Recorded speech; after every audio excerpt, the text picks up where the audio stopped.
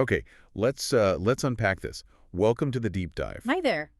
Today we're taking a closer look at some excerpts we have from a source.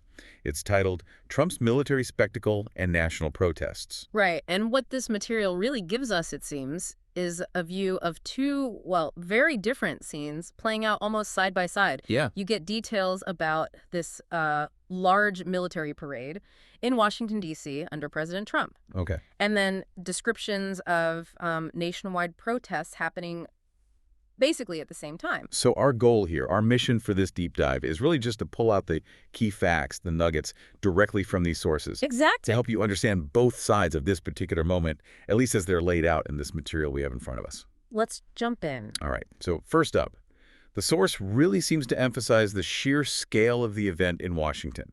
It calls it the military's largest parade in, what, decades? Yeah, decades. The excerpts say it marked a big anniversary, 250 years for the U.S. Army. 250, wow. And the source notes President Trump was there, naturally. It even quotes him. Oh, what did it quote? Something about America being the hottest country in the world and predicting it would soon be greater and stronger than ever before, that kind of thing.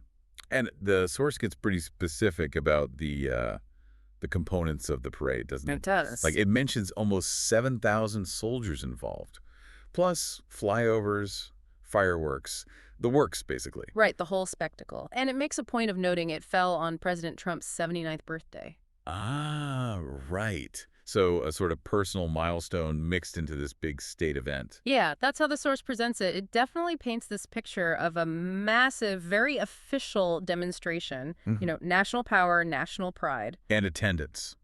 Did the source mention that? It says thousands attended there in the Capitol, but it also sort of adds a little note that rain seemed to affect the turnout somewhat. Okay, but then the source pivots, right? It makes it really clear this wasn't the only thing going on. Not at all. That's the other side of the coin in this material. It describes widespread public dissent. Dissent, okay. How does it frame that? Well, it talks about hundreds of anti-Trump demonstrations staged across the country at the exact same time as the parade. Hundreds. And it gives them a name. Yes, the source identifies them using a specific title, No Kings. No Kings? Yeah. Interesting. And these were widespread. Apparently, yes. The material mentions them spanning from Los Angeles all the way over to Boston, coast to coast, essentially. And how does the source characterize these No Kings protests? It describes them as the largest opposition demonstrations against the president since his re-election. Since his re-election. That's a significant counter-narrative happening nationwide while D.C. has its parade. That's exactly the contrast the source seems to highlight. You have this very formal, state-sponsored display projecting strength, unity, and then described right alongside it is this huge network of public opposition actively demonstrating. And there was another detail in there too, wasn't there? Something particularly stark. Yes, the material includes a really sobering point. It mentions some protests planned in Minnesota actually had to be called off. Called off? Why? Because of the assassination of a Democratic lawmaker there. And the source adds that the state's governor attributed that act, or at least suggested it was linked, to political motivations. Wow. Okay, that adds another very heavy layer to this whole picture the source is painting. It does. It's quite a juxtaposition presented in the material. So let's try and pull these threads together just based on what we've seen in this source material. Right. We've got this description of a really large military spectacle, designed to project strength, pride. Right. The anniversary, the quotes, the hardware. And then, presented almost in the same breath, is this description of widespread protests titled No Kings, characterized as the largest opposition since re-election. And including that really tragic detail from Minnesota, which the source connects via the governor to political motives.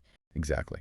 So we've really just focused on relaying what this specific source material lays out about these concurrent events. Just sticking to the text we have. And it sort of leaves you with a thought, doesn't it? Just drawing purely from this source, how events that are planned to showcase national strength or unity can sometimes happen at the very same time or intersect with these really significant displays of internal opposition.